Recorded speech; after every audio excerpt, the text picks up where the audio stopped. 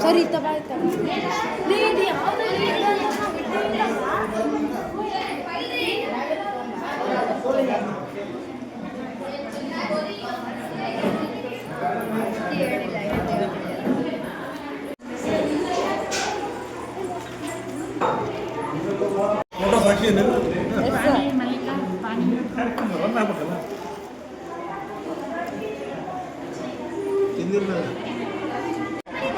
ಮಾಡೀನಿ ತೆಗಿಲೇ ತೆಗಿ ತೆಗಿ ತೆಗಿ ತೆಗಿ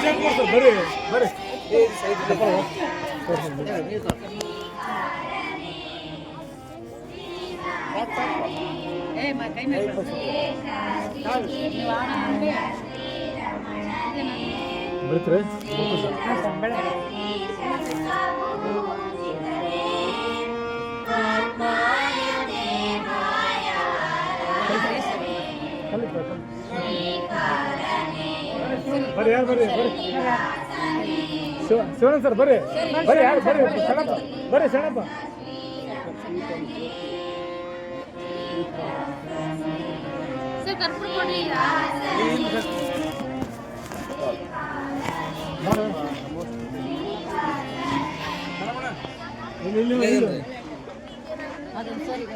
ಈಗ ಸರಸ್ವತಿ ಪೂಜೆಗೆ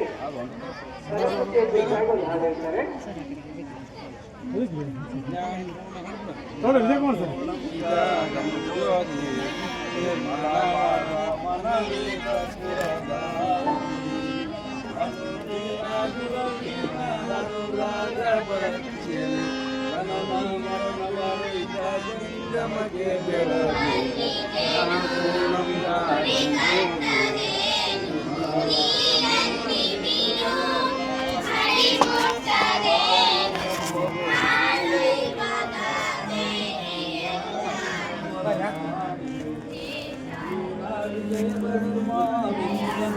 ಒಂದಿಬ್ಬರು ಬರೀ ಮೇಲೆ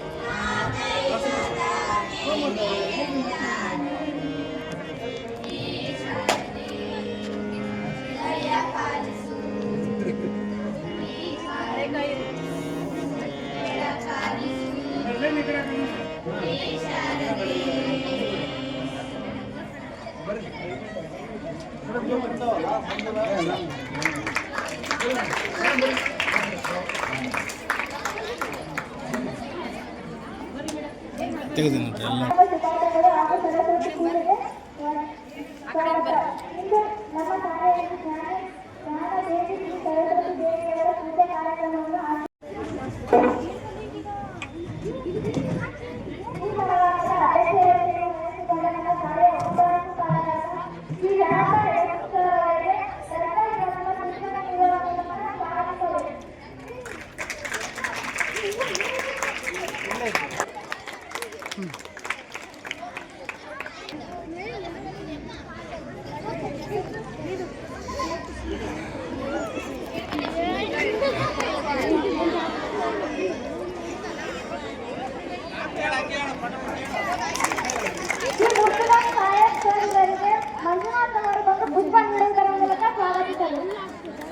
ಜರ ಪಕಡ ನನಗೆ ಹೂವು ಸ್ವಲ್ಪ ಹಿಡ್ಕ ಇಷ್ಟು ಹಿಡ್ಕ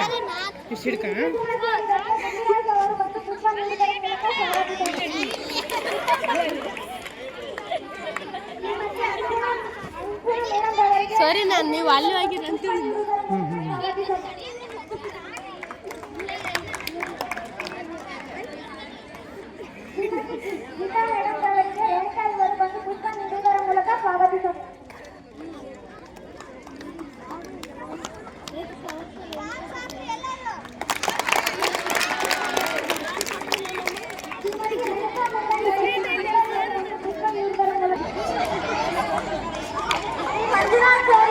ಸಂದೀಪ್ ಅವರು ಬಂದು ಪುಷ್ಪ ನೀಡುವುದರ ಮೂಲಕ ಸ್ವಾಗತಿಸಬೇಕು.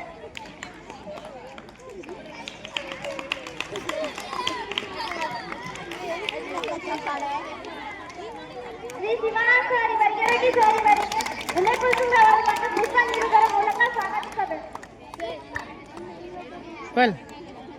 बल आयशा क्या हुआ नंबर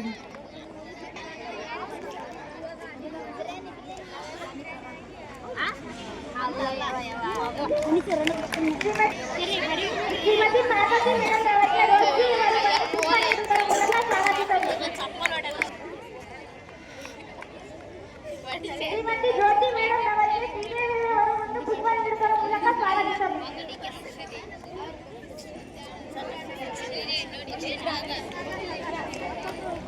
ಶ್ರೀಮತಿ ವೀಣಾ ಮೇಡಮ್ ಅವರಿಗೆ ವಿಜಯಲಕ್ಷ್ಮಿ ಅವರು ಬಂದು ಪುಷ್ಪ ನೀಡುವುದರ ಮೂಲಕ ಸ್ವಾಗತಿಸಬೇಕು.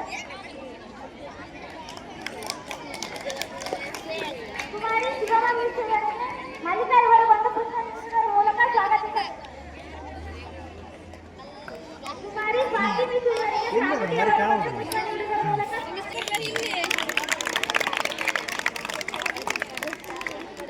ಕುಮಾರಿ ಸಂಗೀತಾ ಮೇಡಮ್ ಅವರಿಗೆ ಪವಿತ್ರ ಅವರು ಬಂದು ಪುಷ್ಪ ನೀಡುವುದರ ಮೂಲಕ ಸ್ವಾಗತಿಸಬೇಕು.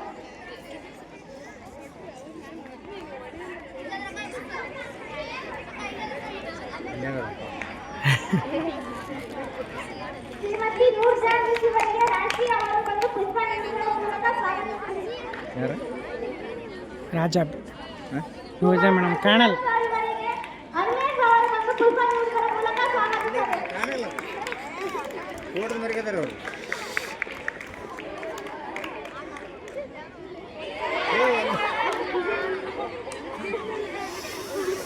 ಶ್ರೀಮತಿ ಶಶಿಕಲಾ ಆಂಟಿ ಅವರಿಗೆ ನಯನ ಅವರು ಪುಷ್ಪ ನೀಡುವುದರ ಮೂಲಕ ಸ್ವಾಗತಿಸಬೇಕು. ಈ ಕಡೆ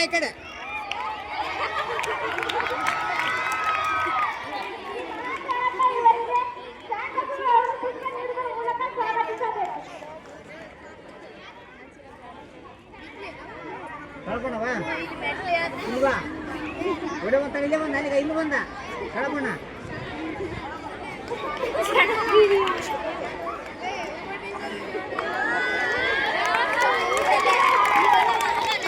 ಹೀಗೆ ಉತ್ತಮ ಮೌಲ್ಯಗಳಿರುವ ವ್ಯಕ್ತಿಗಳನ್ನು ಜನರು ಗೌರವಿಸುತ್ತಾರೆ ಮತ್ತು ನಂಬುತ್ತಾರೆ. ಇದರಿಂದ ಅವರಿಗೆ ಸರಿಯಾದ ಮಾರ್ಗದರ್ಶನ ಸಿಗುತ್ತದೆ. ಸಂಘರ್ಷ ನಿವಾರಣೆ. ಹಂಚಿಕೆಯ ಮೌಲ್ಯಗಳು ಸಂಘರ್ಷಗಳನ್ನು ಶಾಂತಿಯುತವಾಗಿ ಪರಿಹರಿಸಲು ಒಂದು ಚೌಕಟ್ಟನ್ನು ಇತ್ಯಾದಿ ಕ್ರಿಯೆಗಳನ್ನು ನಮ್ಮ ಮೌಲ್ಯಗಳು ಸಂತೋಷ ತರುತ್ತದೆಯೋ ಅಥವಾ ಆಸಕ್ತಿಗೆ ಕಾರಣವಾಗುತ್ತದೆಯೋ ಎಂದು ಪ್ರಶ್ನಿಸಿಕೊಳ್ಳಬೇಕು. ನೈತಿಕ ಮೌಲ್ಯಗಳ ಉದಾಹರಣೆಗಳು: ಸಹಾನುಭೂತಿ, ಪ್ರಾಮಾಣಿಕತೆ, ಗೌರವ, ಕ್ಷಮೆ, ಧೈರ್ಯ, ಕೃತಜ್ಞತೆ, ಸಮರ್ಪಣೆ, ಜವಾಬ್ದಾರಿ, ತೀರ್ಮಾನ. ನೈತಿಕ ಮೌಲ್ಯಗಳು ಕೇವಲ ಅವು ನಮ್ಮನ್ನು ಉತ್ತಮ ಮನುಷ್ಯರನ್ನಾಗಿ ರೂಪಿಸುವ ಜೀವನ ಶೈಲಿಯ ನಿಯಮಗಳು. ಇವುಗಳಿಲ್ಲದೆ ಜ್ಞಾನವು ವ್ಯರ್ಥವಾಗುವುದು. ಆದರೆ ಉತ್ತಮ ಗುಣಗಳಿರುವ ವ್ಯಕ್ತಿ ಗೌರವವನ್ನು ಗಳಿಸುತ್ತಾರೆ. ಆದ್ದರಿಂದ ಪ್ರತಿಯೊಬ್ಬರು ತಮ್ಮ ಜೀವನದಲ್ಲಿ ನೈತಿಕ ಮೌಲ್ಯಗಳನ್ನು ಅಳವಡಿಸಿಕೊಂಡು ಸಮಾಜದ ಕಲ್ಯಾಣಕ್ಕೆ ಕೊಡುಗೆ ನೀಡಬೇಕು. ಧನ್ಯವಾದ.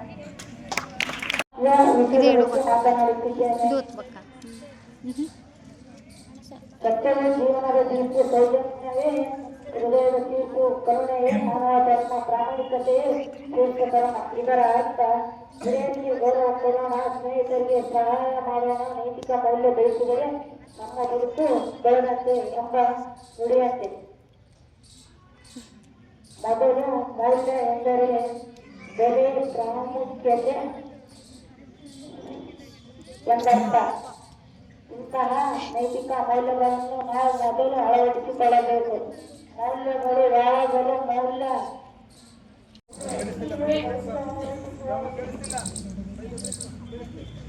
ಪ್ರಮುಖ ಕೆಲವು ಅಂಶಗಳನ್ನು ಗಳಿಸುವುದು ಮಾತ್ರ ಶಿಕ್ಷಣವಲ್ಲ, ಬದಲಾಗಿ ಉತ್ತಮ ಗುಣ ನಡತೆಗಳನ್ನು ಅಳವಡಿಸಿಕೊಳ್ಳುವುದು ಮುಖ್ಯ. ನೈತಿಕ ಮೌಲ್ಯಗಳನ್ನು ಎಂದರೆ ಮಾನಸಿಕ ಆರೋಗ್ಯ. ಇಂದಿನ ವಿದ್ಯಾರ್ಥಿ ಜೀವನದ ಸ್ಪರ್ಧಾತ್ಮಕ ಪರೀಕ್ಷೆಗಳು, ಅಂಕಗಳು, ಒತ್ತಡ, ಪೋಷಕರ ನಿರೀಕ್ಷೆ, ಸ್ನೇಹಿತರ ಜೊತೆಗಿನ ಹೋಲಿಕೆ, ಸಾಮಾಜಿಕ ಜಾಲತಾಣಗಳ ಪ್ರಭಾವ ಇವೆಲ್ಲವೂ ವಿದ್ಯಾರ್ಥಿಗಳ ಮೇಲೆ ಮಾನಸಿಕ ಒತ್ತಡವನ್ನು ಉಂಟು ಮಾಡುತ್ತದೆ. ಆದರೆ ಈ ಒತ್ತಡ ಸಂಪೂರ್ಣ ಕೆಟ್ಟದ್ದಲ್ಲ. ಸ್ವಲ್ಪ ಮಟ್ಟಿನ ಒತ್ತಡ ನಮ್ಮನ್ನು ಚಿಂತಿಸಲು ಪ್ರೇರೇಪಿಸುತ್ತದೆ. ಆದರೆ ಇದು ಮನಸ್ಸಿಗೆ ಶಾಂತಿ ನೀಡುತ್ತದೆ ಮತ್ತು ಒತ್ತಡವನ್ನು ಕಡಿಮೆ ಮಾಡುತ್ತದೆ. ಸರಿಯಾದ ನಿದ್ರೆ ಮತ್ತು ಆಹಾರ ಪದ್ಧತಿ. ಆರೋಗ್ಯಕರ ಮನಸ್ಸಿಗೆ ಸರಿಯಾದ ನಿದ್ರೆ ಮತ್ತು ಆಹಾರ ಅವಶ್ಯಕ. ತಡರಾತ್ರಿವರೆಗೂ ಮೊಬೈಲ್, ಟಿವಿ ಬಳಕೆ ಒಳ್ಳೆಯದಲ್ಲ. ಜಂಕ್ ಫುಡ್ ತಿನ್ನುವುದರಿಂದ ಆರೋಗ್ಯ ಹಾಳಾಗುತ್ತದೆ. ಆದ್ದರಿಂದ ಸಮತೋಲಿತ ಆಹಾರ ತಿನ್ನಬೇಕು. ಭಾವನೆಗಳನ್ನು ಹಂಚಿಕೊಳ್ಳುವುದು. ಸಮಸ್ಯೆಗಳಿದ್ದರೆ ಪೂಜಾ ಗುರುಗಳೇ ಹಾಗೂ ಗುರುಮಾತೆಯರೇ ಹಾಗೂ ನನ್ನ ಸಹೋದರ ಸಹೋದರಿ, ಈಗ ನಾನು ನಮ್ಮ ಜೀವನದಲ್ಲಿ ಮಾನವೀಯ ಮೌಲ್ಯಗಳನ್ನು ಎಂಬ ವಿಷಯದ ಬಗ್ಗೆ ಒಂದೆರಡು ಅನಿಸಿಕೆಗಳನ್ನು ವ್ಯಕ್ತಪಡಿಸುತ್ತೇನೆ. ನಾವು ಎಲ್ಲ ಸಕ್ಕರೆಯಂತಾಗಬೇಕು. ದೀನ ದುರ್ಬಲರಿಗೆ ಸಹಾನುಭೂತಿ ಮತ್ತು ಪ್ರೀತಿ ನುಡಿಯುವುದು, ಪ್ರಾಮಾಣಿಕತೆ, ಹಿರಿಯರಿಗೆ, ದೇಶಭಕ್ತರಿಗೆ, ದೇಶಕ್ಕೆ ಗೌರವ ನೀಡುವ ಗುಣಗಳನ್ನು, ನಕಾರಾತ್ಮಕ ಗುಣಗಳನ್ನು ಬೆಳೆಸಿಕೊಳ್ಳಬೇಕು. ಸಹಾನುಭೂತಿ ಮತ್ತು ಪ್ರೀತಿ ಈ ತರಹ ಭಾವನೆಗಳನ್ನು ಜ್ಞಾನವನ್ನು ಪಡೆಗಟ್ಟಲು ನಮ್ಮ ವ್ಯಕ್ತಿತ್ವವನ್ನು ರೂಪಿಸಿಕೊಳ್ಳುತ್ತೇವೆ. ಆದ್ದರಿಂದ ವಿದ್ಯಾರ್ಥಿ ಜೀವನದಲ್ಲಿ ನೈತಿಕ ಮೌಲ್ಯಗಳ ಮಹತ್ವ ಅತ್ಯಂತ ದೊಡ್ಡದು. ನೈತಿಕ ಮೌಲ್ಯಗಳು ಎಂದರೆ ಸತ್ಯ, ಪ್ರಾಮಾಣಿಕತೆ, ಶಿಸ್ತು, ಗೌರವ, ಸಹಾನುಭೂತಿ, ಸಹಕಾರ ಇತ್ಯಾದಿ. ಈ ವ್ಯಕ್ತಿಯ ಸ್ವಭಾವನೆಯನ್ನು ಉತ್ತಮಗೊಳಿಸಿ ಅವನನ್ನು ಒಳ್ಳೆಯ ನಾಗರಿಕನನ್ನಾಗಿಯೇ ಈ ಎಲ್ಲ ಗುಣಗಳನ್ನು ಬೆಳೆಸಿಕೊಳ್ಳುವುದರಿಂದ ದೇಶದಲ್ಲಿ ಉತ್ತಮ ವ್ಯಕ್ತಿತ್ವ ಹೊಂದಲು ಸಾಧ್ಯವಾಗುತ್ತದೆ. ಅಲ್ಲದೆ ನೈತಿಕ ಮೌಲ್ಯಗಳು ವಿದ್ಯಾರ್ಥಿಗಳಲ್ಲಿ ಶಿಸ್ತು ಮತ್ತು ಜವಾಬ್ದಾರಿಗಳನ್ನು ಕಲಿಸುತ್ತದೆ. ಶಿಸ್ತಿನಿಂದ ಓದುವ ಅಭ್ಯಾಸ, ಸಮಯ ಪಾಲನೆ, ಕರ್ತವ್ಯ ನಿಷ್ಠೆ ನಮ್ಮ ಯಶಸ್ಸಿನ ಮೂಲ.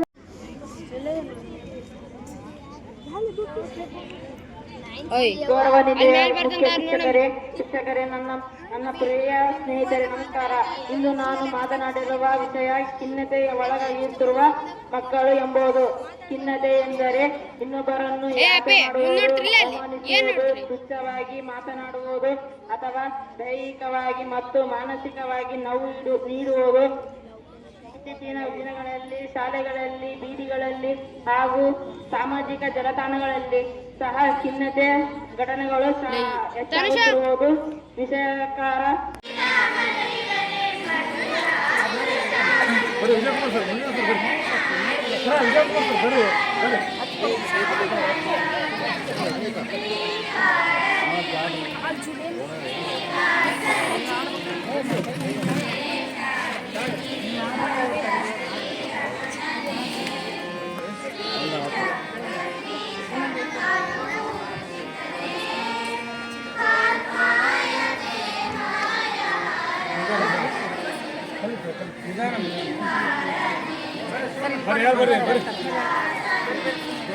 ಸರ್ ಬರ್ರಿ ಬರ್ರಿ ಯಾರು ಬರ್ರಿ ಬರ್ರಿ ಸಣ್ಣಪ್ಪ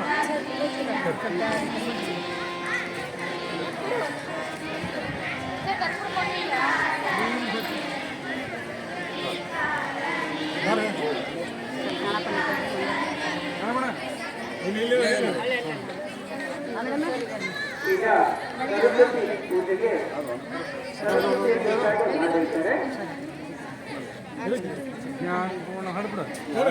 ಪಾದಕ್ಕೆ ಎರಗನು ಬಾ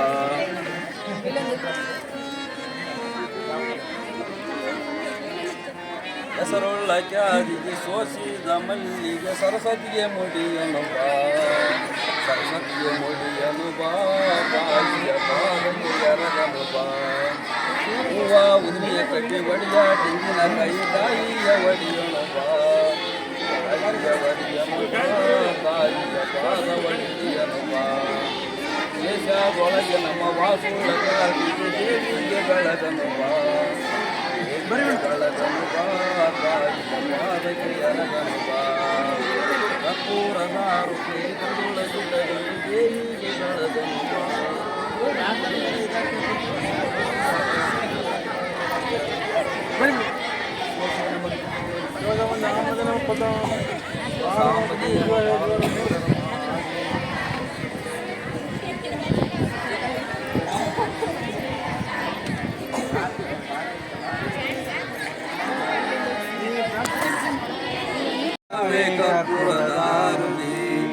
ಅಷ್ಟಾವರಣದ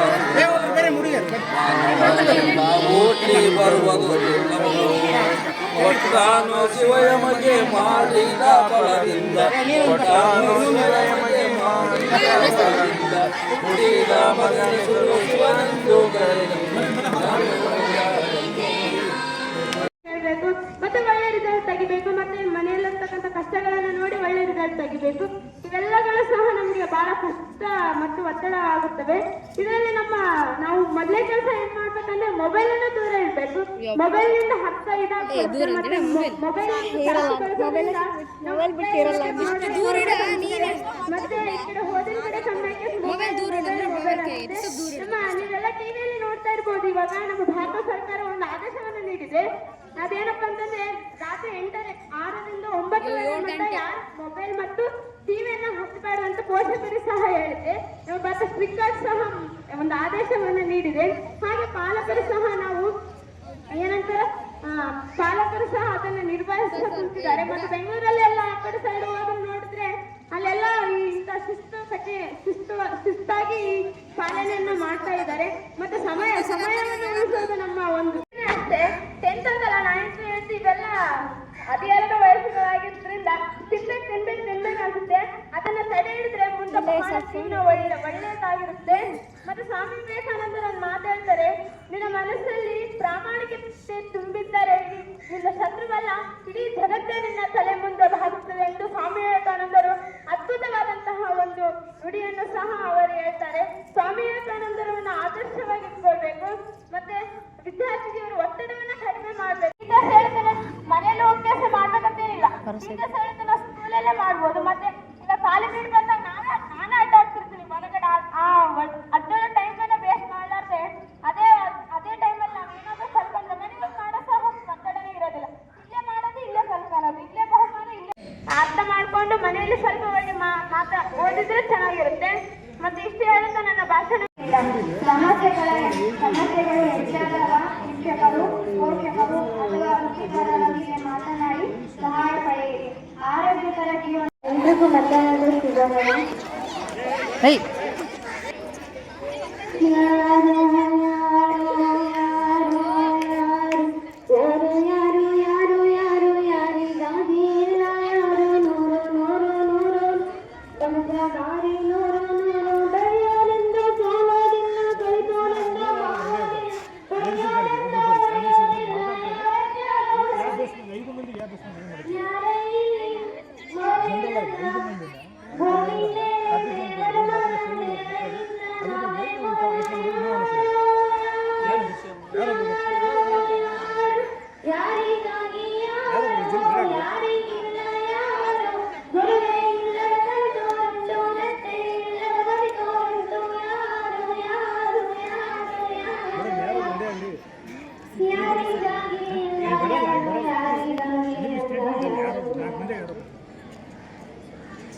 ದಾಸೆ ಮೊದಲ ಪ್ರಾಸ ಮೊದಲ ದೇಶ ಮೊದಲ ದೇಶ ಮೊದಲ.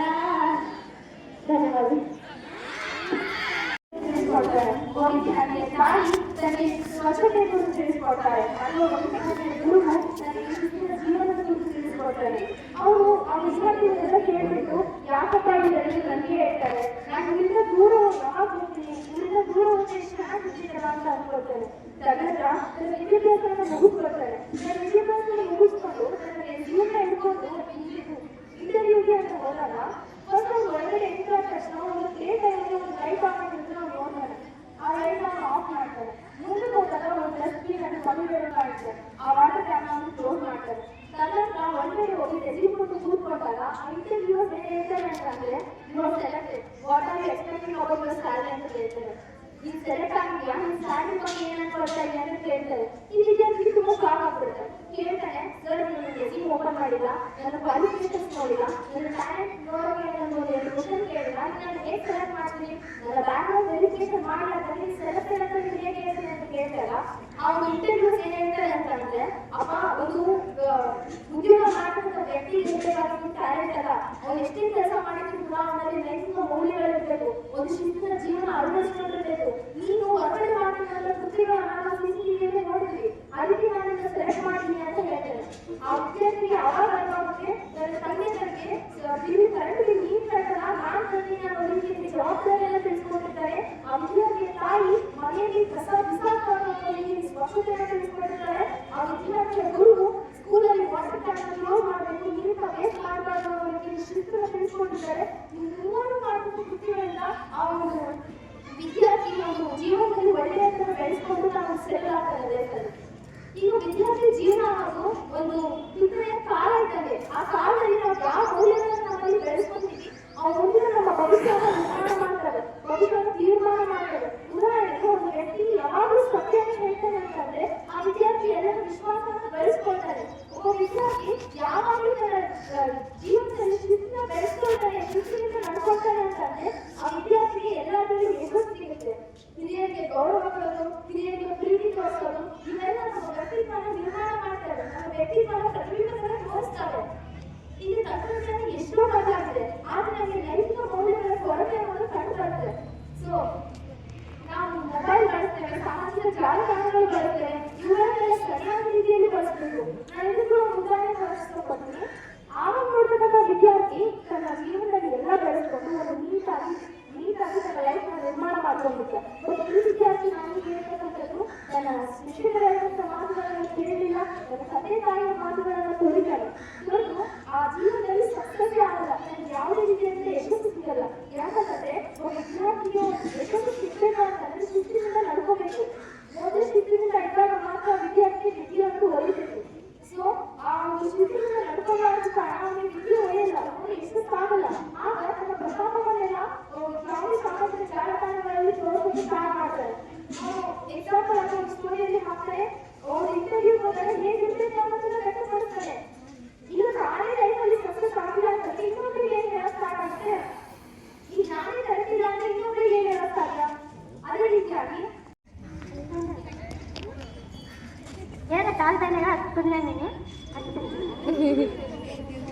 ನಂದು ಸಪ್ರೇಟ್ ಈಗ ಸಪ್ರೇಟ್. ನಮಸ್ಕಾರ. ಇವತ್ತು ಶಾರದಾ ಪೂಜೆ ಐತಿ.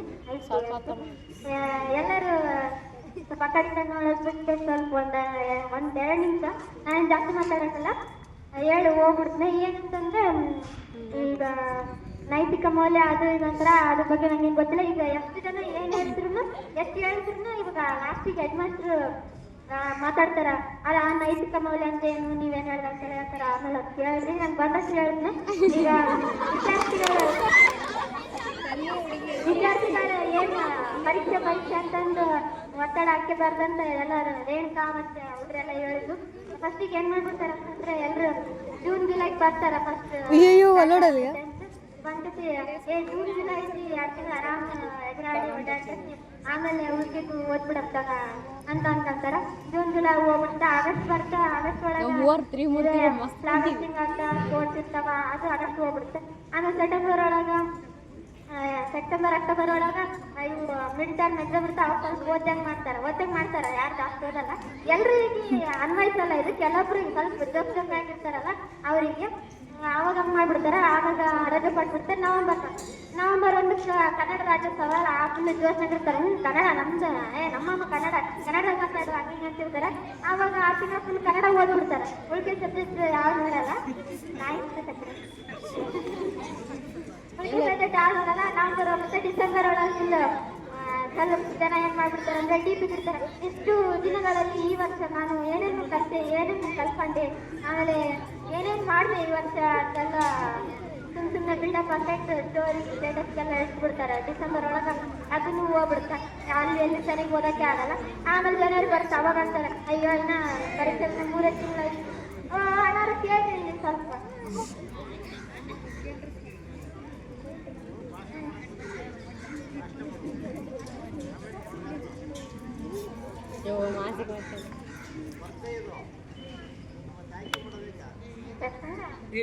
ಅಲ್ಲಿ ಮಾತಾಡ್ಕೊಂತ ಬಂದಿದ್ನೆ.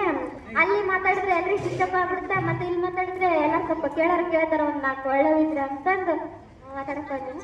ಆಮೇಲೆ ಜನವರಿ ಬಂದ್ಬಿಡ್ತು. ಜನವರಿಗೆ ಪರೀಕ್ಷೆಗೆ 3 ತಿಂಗಳದಾವ ಏನು ನಮ್ಮ ಅಂತಂದ್ರೆ ಇದು ಮಾಡ್ಬಿಡ್ತಾ ಸ್ವಲ್ಪ ಪ್ರಿಪೇರ್ಡಿಗೆ ಬಂದ್ಬಿಡ್ತಾ. ಪ್ರಿಪೇರ್ಡ್ರಾಗ ಸ್ವಲ್ಪ ಓದ್ತಾರ, ಸ್ವಲ್ಪ ಓದಲ್ಲ ಬರ್ಬಿಡ್ತಾರ. ಆಮೇಲೆ ಫೆಬ್ರವರಿ ಬರುತ್ತೆ. ಫೆಬ್ರವರಿ ಇನ್ನ 40 ದಿನ ಐತಿ ಮಾತಾಡ್ಬೇಡ್ರಿ, ಪರೀಕ್ಷೆ ಬರ್ತಾ ಅಂತಂದ್ರೆ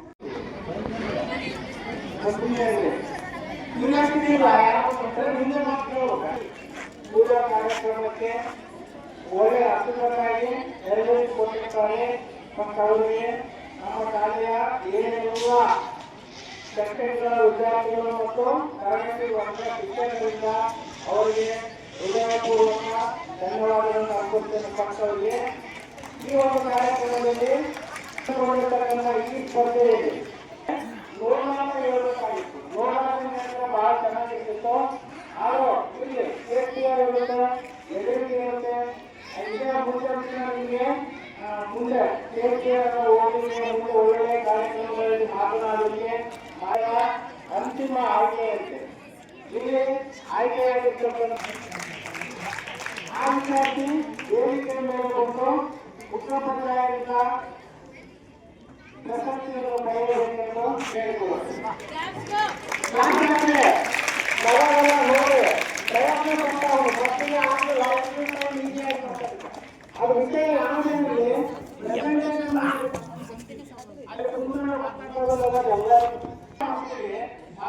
ಮಾತನಾಡಿರ್ತಕ್ಕಂಥವ್ರು ಒಂದು 15 ರಿಂದ 16 ನಾಚಿಕೆ ನಿಮಗೆ ಯಾವ ಕುಂತು ಮಾತಾಡಲು ನನಗೆ ಬಂದು ಅವ್ರು ಹೆಂಗನ್ನ ಮಾತಾಡೋದು ತಪ್ಪೇ ಇರಲಿ, ಅದಕ್ಕೆ ನಾವು ಯಾಕೆ ಹಾಕ್ಬೇಕು ಗೊತ್ತಾ?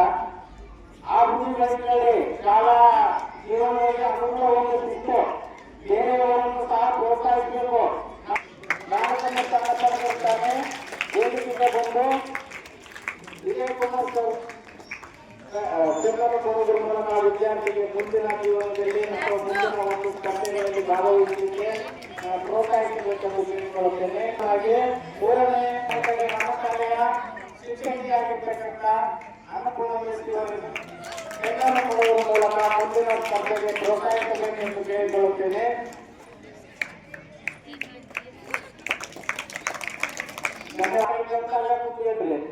ಅವರಿಗಿಂತ ಬುದ್ಧಿವಂತ ನೀವು ಇರ್ಬೋದು, ಬಟ್ ಇಲ್ಲಿ ಮುಂದಾಗ ಬುದ್ಧಿವಂತರಂತ ಈ ವಿದ್ಯಾರ್ಥಿಗೆ ನಮ್ಮ ಶಾಲೆಯ ಶಿಕ್ಷಕಿಯಾಗಿರ್ತಾರೆ, ಇದೇ ಶಿಕ್ಷಕಿಯಾಗಿರ್ತಕ್ಕಂಥ ವಿದ್ಯಾರ್ಥಿಗಳು ಕೊಡುವುದರ ಮೂಲಕ ಮುಂದಿನ ಸ್ಪರ್ಧೆಗಳ ಅಂತ ನಿಮಗೆಲ್ಲ ಗೊತ್ತಿರಬಹುದು. ಈ 1ನೇ ಸ್ಥಾನವನ್ನು ಪಡೆದಿರ್ತಕ್ಕಂಥ ನಮ್ಮ ಶಾಲೆಯ ವಿದ್ಯಾರ್ಥಿನಿ ತನುಷ ತನುಷಗೆ ನಮ್ಮ ಶಾಲೆಯ ಮುಖ್ಯೋಪಾಧ್ಯಾಯರು ಪುಸ್ತಕವನ್ನು ನೀಡುವುದರ ಮೂಲಕ ಅವರಿಗೆ ಮುಂದಿನ ಎಲ್ಲ ಕಾರ್ಯಕ್ರಮಗಳಲ್ಲಿ ಭಾಗವಹಿಸಲಿಕ್ಕೆ ಪ್ರೋತ್ಸಾಹಿಸಬೇಕೆಂದು ನಾವು ಕೇಳಿಕೊಳ್ಳುತ್ತೇನೆ. ಆ ಪುಸ್ತಕದಲ್ಲಿ ತನುಷರು ತನ್ನ ಜೀವನದ ಉತ್ತಮ ಘಟನೆಗಳನ್ನು ಬರೆಯುವುದರ ಮೂಲಕ ಯಾವುದೇ ಒಂದು ಶೈಕ್ಷಣಿಕ ಸಂಸ್ಥೆಯಲ್ಲಿ ಯಾವುದೇ ಆಗಿರ್ಬೋದು ಅದು ಸಂಸ್ಥೆ, ಅಲ್ಲಿ ಮಕ್ಕಳ ಬೆಳವಣಿಗೆ ಬಹಳ ಮುಖ್ಯ ಆಗಿತ್ತು. ಶಾಲೆ ಇರೋದು ನಿಮ್ಮ ಬೆಳವಣಿಗೆ, ಹೌದಲ್ಲ? ನಮ್ಮ ಬೆಳವಣಿಗೆ ಅಲ್ಲ, ನಿಮ್ಮ ಬೆಳವಣಿಗೆ ಆಗ್ಬೇಕು. ನಿಮ್ಮ ಬೆಳವಣಿಗೆ ಆಗಲಿ ಅನ್ನೋ ದೃಷ್ಟಿಯಿಂದ ಪಠ್ಯ ಮತ್ತು ಪಠ್ಯೇತರ ಚಟುವಟಿಕೆ ಶಾಲೆಯಲ್ಲಿ ನಾವು ಒಪ್ಕೊಳ್ತೀವಿ. ಹುಡುಗರು ಎಲ್ಲ ಸ್ವಲ್ಪ ಈ ಕಡೆ ಕೇಳಬೇಕು. ಯಾಕೆ ಕೈಗೊಳ್ತೀವಪ್ಪ ಅಂತಂದ್ರೆ ನಿಮ್ಮ ಸರ್ವತೋಮುಖ ಅಭಿವೃದ್ಧಿ ಆಗಲಿ ಅನ್ನೋ ದೃಷ್ಟಿಯಿಂದ ಆ ಕಾರ್ಯಕ್ರಮಕ್ಕೆ ಅಂದ್ರೆ ಆ ಒಂದು ನಿಟ್ಟಿನಲ್ಲಿ ನಮ್ಮ ಶಾಲೆಯಲ್ಲಿ ನಾನು ಪ್ರತಿ ತಿಂಗಳ ಮನೆಯ ಶುಕ್ರವಾರ ಶಾರದಾ ಪೂಜಾ 2 ಜೀವನದಲ್ಲಿರ್ತವೆ. ಹಾಗಾಗಿ ಎಲ್ಲಾ ಮಕ್ಕಳು ಸುಖವಾಗಿರ್ಬೇಕು ಮತ್ತು ದುಃಖವನ್ನು ಸಹ ಸಮ ಪ್ರಮಾಣದಲ್ಲಿ ನಾವು ಸ್ವೀಕರಿಸಬೇಕು. ಆಗಿದ್ದಾಗ ಮಾತ್ರ ಜೀವನ ಯಶಸ್ವಿಯಾಗಲಿಕ್ಕೆ ಸಾಧ್ಯ ಆಗುತ್ತೆ. ಅಂದ್ರೆ ಸುಖ ಅಂತಕ್ಕಂಥದ್ದು ಏನಂತಂದ್ರೆ ಪರಿಸ್ಥಿತಿ ಮತ್ತು ಮನಸ್ಥಿತಿ. ನಮ್ಮ ಪರಿಸ್ಥಿತಿ ಮನಸ್ಥಿತಿ ನಮ್ಗೆ ಅನುಕೂಲ ಆದಾಗ ಅದು ಸುಖ ಅಂತ ಅನಿಸುತ್ತೆ. ಅದೇ ಪರಿಸ್ಥಿತಿ ಮನಸ್ಥಿತಿ 2 ವಿರುದ್ಧವಾಗಿದ್ದಾಗ ಅದು ದುಃಖ ಅಂತ ಅನಿಸುತ್ತೆ. ಆದ್ರೆ ಜೀವನದಲ್ಲಿ ಸಿಹಿ ಎಷ್ಟು ಮುಖ್ಯನೋ ಸಿಹಿ ಅಷ್ಟೇ ಇರುತ್ತೆ. ನಾವು ಸಿಹಿ ತಿಂದಾಗ ಸಿಹಿ ಅನುಭವ ಜಾಸ್ತಿ ಆಗುತ್ತೆ. ಹಾಗಾಗಿ ಸಿಹಿ ಮತ್ತು ಸಿಹಿ ಎರಡನ್ನು ನಾವು ಅನುಭವಿಸ್ಬೇಕು. ಅನುಭವಿಸಿದಾಗ ಮಾತ್ರ ನಾವು ಉತ್ತಮರಾಗ್ಲಿಕ್ಕೆ ಸಾಧ್ಯ ಆಗುತ್ತೆ. ಇನ್ನೊಂದು ವಿಷಯ, ಪಶ್ಚಿಮ ಬಂಗಾಳದಲ್ಲಿ ಇವೆಲ್ಲ ಮಕ್ಕಳು ಕೇಳಬೇಕು. ಪಶ್ಚಿಮ ಬಂಗಾಳದಲ್ಲಿ ಸುಭಾಷಿಣಿ ಮೇಸ್ತ್ರಿ ಅಂತ ಒಬ್ಬ ಹೆಣ್ಣು, ಸುಭಾಷಿಣಿ ಮೇಸ್ತ್ರಿ ಅಂತ ಹೆಣ್ಣು, ಆಕೆಗೆ 12 ವರ್ಷಕ್ಕೆ ಮದುವೆ ಆಗುತ್ತೆ. ಎಷ್ಟು ವರ್ಷಕ್ಕೆ? 12 ವರ್ಷಕ್ಕೆ ಮದುವೆ ಆಗುತ್ತೆ. 12 ವರ್ಷಕ್ಕೆ ಮದುವೆ ಆದಾಗ 24 ವರ್ಷ ಅನ್ನೋದ್ರಾಗೆ ಆಕೆಗೆ 6 ಮಕ್ಕಳು. 24 ವರ್ಷ ಅನ್ನೋದ್ರಾಗೆ ಅಂದ್ರೆ ಬಡತನ ಕುಟುಂಬ, ಅನಕ್ಷತ್ರ ಕುಟುಂಬ, ತಿಳುವಳಿಕಿಲ್ಲ. ಆ ಸಂದರ್ಭದಲ್ಲಿ ಈ 24 ವರ್ಷ ಆದಾಗ 6 ಮಕ್ಕಳಾಗಿರ್ತಾರೆ. ಗಂಡ ತೀರ್ಕೊಂಡ್ಬಿಡ್ತಾನೆ. ಗಂಡ ತೀರ್ಕೊಂಡಾಗ ಆಕೆಗೆ ಎಷ್ಟು ಒತ್ತಡ ಆಗಿರ್ಬೋದು ಜೀವನದಲ್ಲಿ. ಆ ಸಂದರ್ಭದಲ್ಲಿ ಯಾಕ ಆಕೆ ಗಂಡ ತೀರ್ಕೊಂಡಂತಂದ್ರೆ ಆತನ ಅನಾರೋಗ್ಯ, ಕುಡಿತದ ಚಟಕ್ಕೆ ಬಿದ್ದು ಆತ ಅನಾರೋಗ್ಯಕ್ಕೆ ಒಳಗಾದ. ಹಾಗಾಗಿ ಆ ಗಂಡನನ್ನು ಉಳಿಸ್ಕೋಬೇಕಂತಂದು ಪಶ್ಚಿಮ ಬಂಗಾಳ ಒಂದು ಹಳ್ಳಿಯಿಂದ ಕಲ್ಕತ್ತಕ್ಕೆ ಬರಬೇಕು ಆಸ್ಪತ್ರೆಗೆ ಬರೋ ಸಂದರ್ಭದಲ್ಲಿ ಆಕೆ ಬಹಳಷ್ಟು ತಾಪತ್ರೆಗಳಾಗ್ತವೆ. ಆದ್ರೆ ಗಂಡನ ಉಳಿಸ್ಕೊಳಕ್ ಆಗ್ಲಿಲ್ಲ. ಆ ಸಂದರ್ಭದಲ್ಲಿ ಆಕೆ ಒಂದು ಸಂಕಲ್ಪ ಮಾಡ್ಕೊಂತಾಳೆ. ಏನ್ ಸಂಕಲ್ಪ ಅಂತಂದ್ರೆ ಆ ಒಂದು ಹಳ್ಳಿಯಲ್ಲಿ, ಆ ಊರಲ್ಲಿ ನನ್ನದೇ ಆದಂತ ಒಂದು ಆಸ್ಪತ್ರೆ ಕಟ್ಟಬೇಕು. ಆಸ್ಪತ್ರೆ ಕಟ್ಟಿ ನನ್ನ ಪರಿಸ್ಥಿತಿ ಬೇರೆ ಯಾರಿಗೂ ಬರಬಾರ್ದು, ನನ್ನ ಪರಿಸ್ಥಿತಿ ಬೇರೆ ಯಾರಿಗೂ ಬರಬಾರ್ದು ಅಂತಂದು ತನ್ನ 6 ಮಕ್ಕಳಲ್ಲಿ 2 ಮಕ್ಕಳನ್ನು MBBS ಮಾಡ್ತಾಳಾಕಿ. ಅಂದ್ರೆ ಒಬ್ಬ ತರಕಾರಿ ಮಾರ್ತಕ್ಕಂಥ ಹೆಣ್ಣಾಕಿ ತರಕಾರಿ ಮಾರಿ ಒಬ್ಬ 2 ಮಕ್ಕಳನ್ನು, ತನ್ನ 2 ಮಕ್ಕಳನ್ನು MBBS ಮಾಡಿ, ಆ MBBS ಮಾಡಿದ ಜೊತೆಗೆ ಅಲ್ಲೇ ಒಂದು ಸೈಟ್ ತಗೊಂಡು, ಎಲ್ಲಿ ಅದೇ ಊರಲ್ಲಿ ಒಂದು ಪಶ್ಚಿಮ ಬಂಗಾಳ ಕಲ್ಕತ್ತಕ್ಕೆ ನಿಯರೆಸ್ಟ್ ಬರೋದು, ಅಲ್ಲಿ ಒಂದು ಸೈಟ್ ತಗೊಂಡು ಒಂದು ದೊಡ್ಡ ಆಸ್ಪತ್ರೆ ಕಟ್ಟಿ ಆ ಮೂಲಕ ಒಂದು ಸಾಧನೆಯನ್ನು ಮಾಡ್ತಾಳೆ. ಹಾಗಾಗಿ ಲಾಸ್ಟ್ ಇಯರ್ ಆಕೆಗೆ ಪದ್ಮಶ್ರೀ ಪ್ರಶಸ್ತಿ ಕೊಟ್ಟರು. ನಮ್ಮ ಭಾರತ ಸರ್ಕಾರದಿಂದ ಪದ್ಮಶ್ರೀ ಪ್ರಶಸ್ತಿ ಕೊಟ್ಟರು. ನಾನು ಈ ಮಾತು ಯಾಕೆ ಹೇಳಿದಂತಂದ್ರೆ, ಯಾರು ಅಸಮರ್ಥರಲ್ಲ, ಒಂದು ಸಂಕಲ್ಪ ಮಾಡ್ಕೋಬೇಕು. ಸಂಕಲ್ಪ ಮಾಡ್ಕೊಂಡಾಗ ಎಲ್ಲವೂ ನಾವು ಸಾಧಿಸಲಿಕ್ಕೆ ಸಾಧ್ಯ ಆಗುತ್ತೆ. ಹಾಗಾಗಿ ಎಲ್ಲಾ ವಿದ್ಯಾರ್ಥಿಗಳು ಒಂದು ಸಂಕಲ್ಪ ಮಾಡ್ಕೊಳ್ರಿ. ಸಂಕಲ್ಪ ಮಾಡ್ಕೊಂಡಾಗ ನಿಮ್ಮ ಜೀವನ, ಆಮೇಲೆ ನಿಮ್ಮ ಬದುಕಿನಲ್ಲಿ ಬರ್ತಕ್ಕಂಥ ಹೋರಾಟಗಳು ಅವೆಲ್ಲವನ್ನು ಯಶಸ್ವಿಯಾಗಿ ನೀವು ನಿಭಾಯಿಸಲಿಕ್ಕೆ ಸಾಧ್ಯ ಆಗುತ್ತೆ. ಹಾಗಾಗಿ ಮತ್ತೆ ಆಮೇಲೆ ಇನ್ನೊಂದು ಏನಂತಂದ್ರೆ, ಬದುಕಂದ್ರೆ ಹೆಂಗಿರ್ಬೇಕಂದ್ರೆ ನಾವು ಇದ್ದಂಗೆ ಇರಬೇಕು, ಇಲ್ದಂಗೆ ಇರಬೇಕು. ದೇವ್ರು ಕರೆದಾಗ ಎದ್ದೋಗಂಗೂ ಇರ್ಬೇಕಂತ, ಹಿಂಗೆ ಇರಬೇಕು, ಹಂಗಿರ್ಬೇಕು. ಸಮಯ ಬಂದಾಗ ನಾವು ಎದ್ದೋಗಂಗೂ ಇರ್ಬೇಕಂತಕ್ಕಂಥದ್ದೇ ಜೀವನ. ಹಾಗಾಗಿ ಮಕ್ಕಳು ಇವೆಲ್ಲ ಮಾಡಿಕೊಂಡು ನಿಮ್ಮ ಜೀವನದಲ್ಲಿ ಬರ್ತಕ್ಕಂಥ ಒತ್ತಡಗಳನ್ನು ನಿಭಾಯಿಸ್ಕೊಳ್ರಿ. ಜೊತೆಗೆ ಮೌಲ್ಯಗಳನ್ನು, ಬಹಳಷ್ಟು ವಿದ್ಯಾರ್ಥಿಗಳು ಬಹಳ ಮೌಲ್ಯಗಳೇನಿದೆ, ಅದರಲ್ಲಿ ಸತ್ಯ ಆಗಿರ್ಬೋದು, ನಂಬಿಕೆ ಆಗಿರ್ಬೋದು, ಆಮೇಲೆ ಸಹಾನುಭೂತಿ ಆಗಿರ್ಬೋದು, ಎಂಪತಿ, ಸಿಂಪತಿ ಅಂತಕ್ಕಂಥ ಪದಗಳು ಬರ್ತವೆ, ಅವ್ನು ತಿಳ್ಕೋಬೇಕು. ಜೊತೆಗೆ ನಮ್ಮಲ್ಲಿ ಇರ್ತಕ್ಕಂಥ ಮೌಲ್ಯಗಳು ಅಂದ್ರೆ ನಮ್ಮ ಹೃದಯಕ್ಕೆ ತಾಗ್ತಕ್ಕಂಥ ಕೆಲವು ಮೌಲ್ಯಗಳಿದ್ದಾವೆ. ಯಾರೇನಾಗಲಿ ಕೆಳಗೆ ಒಬ್ಬ ವ್ಯಕ್ತಿ ಬಿಟ್ಟನಂದಾಗ ನಮ್ಮ ಹೃದಯ ಚುರ್ರ ಆಗುತ್ತೆ, ಆ ವ್ಯಕ್ತಿನ ಎತ್ತಬೇಕನ್ನುತ್ತೆ.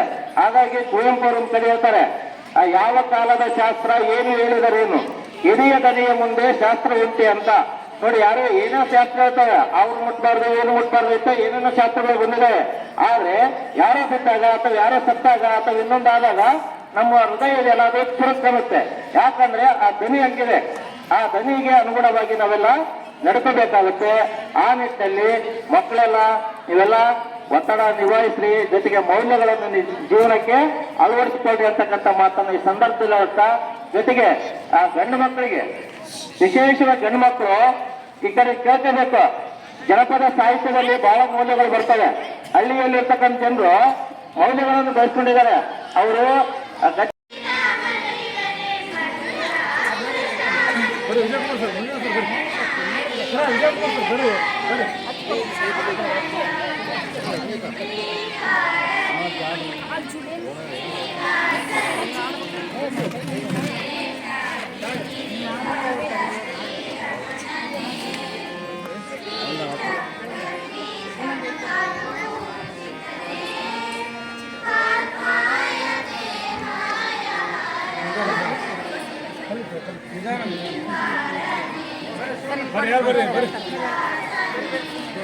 ಸರ್ ಬರ್ರಿ ಬರ್ರಿ ಯಾರು ಬರ್ರಿ ಬರ್ರಿ ಸಣ್ಣಪ್ಪ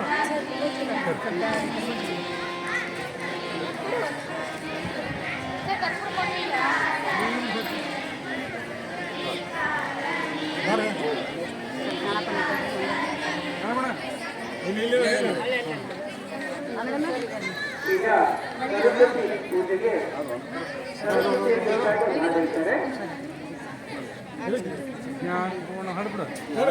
ಬಾಧಕ್ಕೆ ಎರಗನು ಬಾ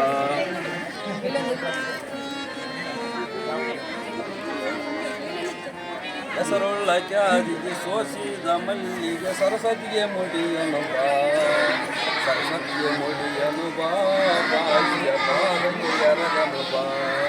ಹೂವ ಉದುರಿಯ ಕಟ್ಟಿ ಒಡಿಯ ತೆಂಗಿನ ಕಾಯಿಯ ಒಡಿಯನು ಬಾ, ತಾಯಿಯ ಒಡಿಯನು ಬಾ, ತಾಯಿಯ ಪಾದ ಒಡಿಯನು ಬಾ.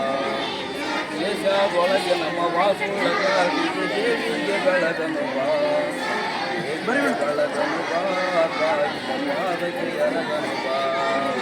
ಕರ್ಪೂರದ ರುಚಿ ಕರುಳಗುತ್ತದೆ ದೇವಿಗೆ ಬೆಳಗನು ಬಾ.